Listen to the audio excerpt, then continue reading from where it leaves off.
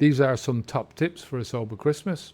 I started out my first Christmas after a year of not drinking. I was still nervous coming into this. A lot of people have stopped at the beginning of this month, and this is their first Christmas. So whether you're a few weeks into this or a few months or years, these are for you, just to get through this time of the year. First of all, I want to wish everyone a very Merry Christmas. I love Christmas, probably my favorite time of the year. So wherever you are in the world, whatever you're doing, I hope you have a wonderful time. Now, let's get on with it. The first tip I'll give you is just expect to have fun. I mean, a lot of people go into these times and they're nervous about the whole experience. They're nervous about people that are going to meet. You know, a lot of people have family coming around that they haven't seen in a while. Sometimes we have family that I haven't seen in a year, maybe 2 years, 3 years. And that can make things nervous. There's a lot of expectation on Christmas to have the best time that you can have. And I think for most of us, drinkers especially, alcohol has been a big part of that past. You know, we've, in Ireland, where I come from, you go to the stores and they're just jam-packed with alcohol. Everyone's buying alcohol, and super amounts of alcohol that they're bringing home and obviously consuming with themselves and with parties, with neighbors, with family, friends, all that kind of stuff. So it is one of those big times now that is alcohol related, unfortunately. Now, I can tell you from personal experience that even though you might be nervous going into it, if you expect to have fun, you will have fun. When I first went into this, like I said, I'd stopped the year before, and we approached December, everything was good, and then approaching the last couple of weeks, and I really started to get nervous. My first Christmas without alcohol as an adult, even as a teenager, you know, my dad would allow us to have a couple of beers and a drop of wine. So it was my first adult Christmas ever without alcohol. And, you know, in the last 10 years before I stopped, there was quite a lot of alcohol. So I was only getting up in the morning, and I expected to have fun. I expected no matter what was going to happen, that I was going to enjoy the family get together. I had my son around, his girlfriend around, and it was a blast. Really enjoyed it. And it was, I think, probably the best Christmas that I've ever had, just because of that expectation and because I was nervous going into it. So head into it expecting to have fun. Head into it expecting to enjoy yourself. Second tip is that new traditions, they have to start somewhere. So, you know, if you look back at maybe you have experience of your grandparents at Christmas, and then you have experience of your parents and how they did things, and it's kind of similar to what your grandparents did, but there's changes. And then you have Christmas with your family, and things change along the way. Don't think that just because you don't drink that you can't change the traditions, and you can do something different. You can get up in the morning and do something different. You can, you know, instead of having the Christmas drinking games, you can do something different. You don't even have to do the things that you would normally do in terms of food and all the rest of the stuff. You can change all of that. And, you know, everyone else can go along with their own thing, you know, and traditions don't start out, they don't become traditions overnight. You start out very slowly, and then the next year you add on, and by the time you get 2 or 3 years into this, you've already started to create your own things and your own special times. Next tip is to play the tape forwards. This is something that we do in the program a lot, is you think about what's going to happen. If you're going for a drink and you fancy a drink in your head, you play the tape in your head, so you imagine yourself going down to the bar or going down to the off-license, the liquor store, buying your beer, paying for it, buying your wine, whatever it is, paying for that, bringing it home, uncorking it, drinking it, going through the motions, going to sleep, not sleeping, waking up in the morning and going through that. And this is the same thing that you can do with, in this situation, except that you're, instead of going the day after, which you can do, but you can go to January the 1st. Nobody ever regrets the drink that they didn't have yesterday. You're always going to regret the drink that you did. So if you say to yourself, by January the 1st, I'm going to be there, I'm going to be fresh, I'm going to be ready, I'm going to be set for that first year, alcohol-free. I'm going to have all the things that I want to do in that year, and I'm going to be ready to go. Just imagine thinking yourself forwards to that January the 1st, getting there, and you're set and ready to go. The next tip is, if you don't want to drink, do everything that you can to wipe out the possibility, right? Tell other people that you won't be drinking, right? This is pure accountability. And, you know, generally we say to people, when you're stopping drinking, don't tell too many people. Don't put yourself under too much pressure. And the reason for that is because the more pressure you put yourself under, the more anxiety you're going to get, and it can have knock-on effects down the road. So in this situation where you're going into a party or a Christmas dinner, you tell as many people as you can. And the reason for that is because it's pure accountability, right? These people, once you tell them, I'm not drinking today, if you go back on it, you're making yourself out to be a fool, right? So it's just one of those things, a psychological thing. You tell people before you go on. Tell people when they're coming through the door. Tell your family the day before. Tell your friends the day before. I won't be drinking this Christmas. You can do what you want. I'm not drinking. Get yourself some alternative special drinks, right? Something that it's very difficult at the beginning, right? If this is your first year doing it, to really understand what a special drink is for you. It's an occasional drink that you wouldn't drink every day. Maybe something with high calories in it, something that you really enjoy, something with sugar in it, whatever. It doesn't matter. But it's something that you enjoy. A special drink for me would be cream soda. And it's a really sugary drink. My father used to do it with ice cream. And it was something that I look forward to every Christmas. It's high in sugar, and it does give me a bit of a stupid buzz, but there you go. It is what it is. I haven't actually done that in a while, but there you go. The next tip is spend your Christmas with a heavily pregnant woman. Now, this for me is a personal thing, right? But is a version of this that you can apply to yourself. For me, my sister is coming around. She's my youngest sister, and she's going to be due, I think, the first or the second week in January. So she's massive at the moment, and somebody's going to have to stay sober in order to get her to the hospital if needs be. And she's already said it to me. If her husband has a few drinks, will I drive her to the hospital if needs be? And I said, of course. And she knows she can rely on me for that. But the idea is that you have an excuse that you have to do something. You have to get up in the morning, so you have to drive home that night, and you make sure that is front and foremost. It doesn't have to. You don't have to find a pregnant woman and snatch her up from the street and bring her to the party or anything like that, right? It's a similar thing. So you find excuses that you're not drinking. I mean, you can say to the people that are around, look, I wasn't feeling well the last few days. I've been taking medication and I can't drink. It's one of those things that is a thumb up. Little small white lies, right? But they help you. The main thing is here that it's just one day a year. It's 1 or 2 days, and that's it. As I said, you're never going to regret the drink that you didn't have on Christmas. And one of the biggest points of getting through a time like this, kind of a time where you're not drinking, that can add stress or anxiety towards the whole thing. And you sat there and you're thinking you're missing out on something. Everybody gets that. It's part of the journey. It's part of your brain still trying to work through those old habits. And the more that you do this, the less effect it will have on you. When we're talking about habits, the whole thing is to try and reduce the influence of the habit as much as possible. You can't get rid of the habit. It's just reducing its influence over time. And the more time you refuse to have a drink, the less influence that habit is going to have over your life in general. Eventually, you'll get the odd time when your brain will suggest it as an option. Maybe I still get it sometimes. It doesn't happen it doesn't happen a lot, but it does happen sometimes where I'm sat there and my brain will go, a glass of wine would be nice there. Maybe the mouth waters a little bit, but it's just like, where did that come from? That's it, it's gone.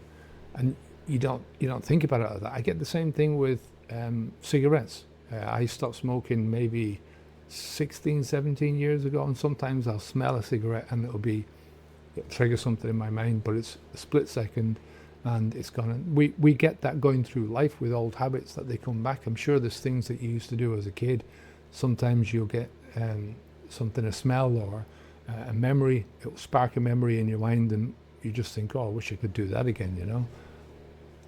Life is what it is. So you just have to do what you can to, if you get a strong craving on the day, take yourself off, go into the bathroom, do a few breathing exercises. It doesn't take a couple of minutes, and then come back out and rejoin. Make sure you have a drink in your hand at all times, so you're not thirsty. Like I said, try and bring something that's special, but enjoy yourself. Don't focus on that. you will get to future Christmases where your whole Christmas will be about what it's meant to be, with family, enjoying yourself, good food, good entertainment, um, just being with people, having a laugh. And it will not be about the alcohol anymore. Like I said, the alcohol thought might pop in there as a nasty little stain, right, from your past, but that's it. So just allow yourself to go through these things. All right, I'm going to go through a couple of different things. First of all, I want to go through this one from Cam first. He's one of our longest members over on the site and over on the program. And he was talking about the same thing, basically. One of the tips that he gave was, just to take it as it comes. That Christmas comes around once a year, and it's just one of those occasions where you have to do your best to get through it and spend your time enjoying yourself. And he says the point is, this happens once a year. Don't let it get the best of you. Keep yourself busy, play board games, hang out with the kiddos. They don't drink to have fun, which is it's a great point. I come from a family of, most people don't drink heavily. They have a few glasses of wine and that's it. But I still look at that as being pointless. It is for them and it's for them to do, but it is what it is. Help with the prep, help with the cleanup. Don't ruminate and don't get idle. Keep yourself busy, keep doing stuff. But most of all, enjoy yourself. All right, we'll go to a couple of community posts before we close. And okay, Greg Kit says, I don't really want to drink, but at Christmas when everyone's sitting around the table with a glass of wine, I've got a stinking glass of water. I really do feel like I'm missing out. It's not that I think the taste or the effect of the wine will make me any happier, more like the memories of parties, etc. when I was younger, and they could just join in and not worry about it. So although I don't think I'm really in danger of relapsing at Christmas, I know I have to stay vigilant. Well, that's always a good thing to do, is to stay vigilant.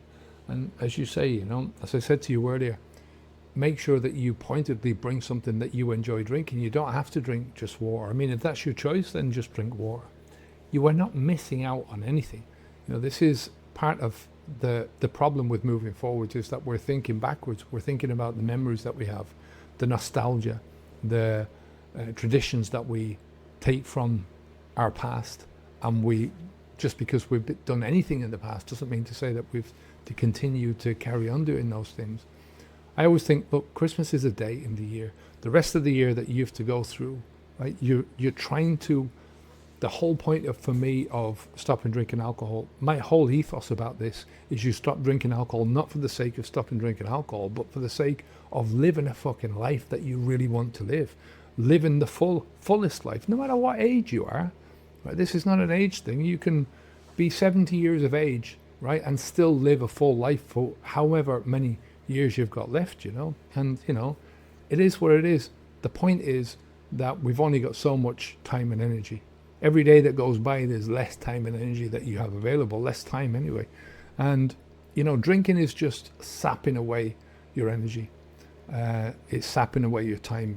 We get to the end of Christmas, and I mean, most Christmases that I can look back on before I stopped drinking alcohol, I can't remember any of them because they were all the same. They might have been in a different room with different people, but it was all the same. It was all just drinking, eating, sitting down on the couch, watching stupid movies. That's it. We still watch the stupid movies, but there's no drinking. We still eat the food, but there's no drinking. So I remember, and it's always different when you're in those situations. I remember parts from each, even though for the last 10 years, we've spent the last 10 years with my sister in her house as the kids have grown up. Each Christmas I can remember different things when my parents were there.